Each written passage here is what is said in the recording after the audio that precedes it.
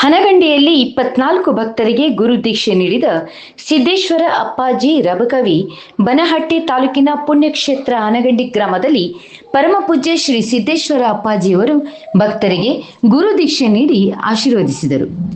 ರವಿವಾರ 24 ಮೇ 2026ರಂದು ವಿವಿಧ ಗ್ರಾಮಗಳಿಂದ ಆಗಮಿಸಿದ 24 ಭಕ್ತರಿಗೆ ದೀಕ್ಷೆ ನೀಡುವ ಮೂಲಕ ಅವರ ಜೀವನವನ್ನು ಪಾವನಗೊಳಿಸಿದರು. ಪವಾಡ ಪುರುಷರೆಂದೇ ಖ್ಯಾತಿ ಪಡೆದ ಸಿದ್ದೇಶ್ವರ ಅಪ್ಪಾಜಿಯವರು ಇಲ್ಲಿವರೆಗೆ ಒಟ್ಟು 335 ಭಕ್ತರಿಗೆ ಗುರು ದೀಕ್ಷೆ ನೀಡಿರುವುದು ವಿಶೇಷ. ಕಾರ್ಯಕ್ರಮದಲ್ಲಿ ಭಾಗವಹಿಸಿದ ಭಕ್ತರಿಗೆ ಅನ್ನ ಪ್ರಸಾದದ ವ್ಯವಸ್ಥೆಯನ್ನು ಸಮರ್ಪಕವಾಗಿ ಮಾಡಲಾಗಿತ್ತು. ಈ ಸಂದರ್ಭದಲ್ಲಿ ಭಕ್ತರು ಅಪಾರ ಭಕ್ತಿ ಭಾವದಿಂದ ಪಾಲ್ಗೊಂಡು ಗುರುಗಳ ಆಶೀರ್ವಾದ ಪಡೆದರು. ವರದಿ ಸದಾಶಿವ್ ಸಾಲಮನಿ.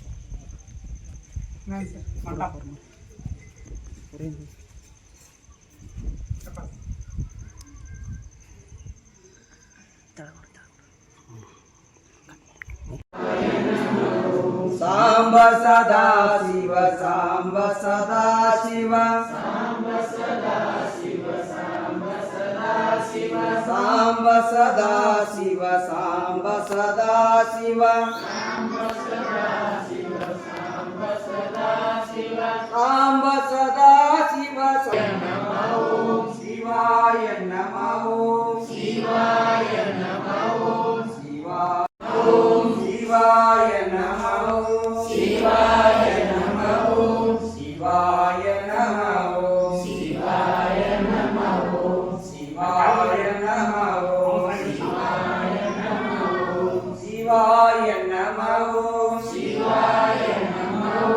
ಶಿವಾಯ ನಮಃ ಶಿವಾಯ ನಮಃ ಶಿವಾಯ ನಮಃ ಶಿವಾಯ ನಮಃ